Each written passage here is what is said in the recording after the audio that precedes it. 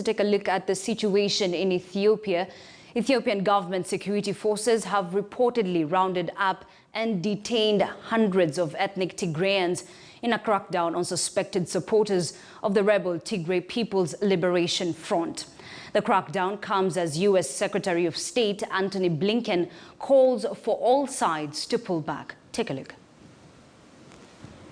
The United Nations is seeking the release of several UN staff members and dozens of truck drivers who were contracted by the UN and other aid groups. It says Ethiopian authorities detained them in the week after the government declared a state of emergency. The current numbers that I have is that at least 9 UN staff members are currently detained. We've continue to work and engage with the government to secure their release. They've also, we've also received reports that at least 70 people who've been contracted by the UN to drive trucks have also been detained. The arrest of truck drivers are another blow to efforts by the UN and relief agencies to deliver urgently needed food, medical supplies, and fuel to millions of people in Ethiopia's northern Tigray region. The UN says no outside aid has reached the region since the Ethiopian military began airstrikes on the capital, Mekelle, on October 18th.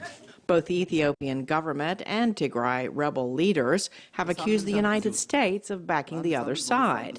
But on Wednesday, Secretary of State Antony Blinken again called on all sides to pull back, stop the fighting, and let humanitarian aid get to those who so desperately need it. And I do think there's an opportunity born of necessity, because the alternative of conflict that overtakes Ethiopia, spills out of the country into the region, should be sobering to everyone and to all concerned.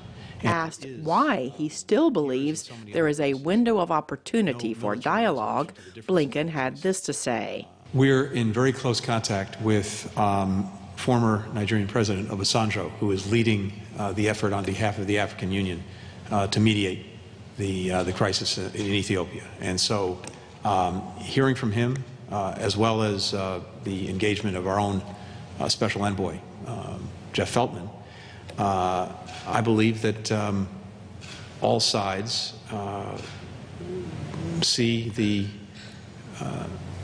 dangers of perpetuating the conflict. Addis Ababa remains calm, but most Western countries have asked their citizens to leave and are discouraging any travel to Ethiopia amid the simmering conflict and frantic diplomatic efforts behind the scenes.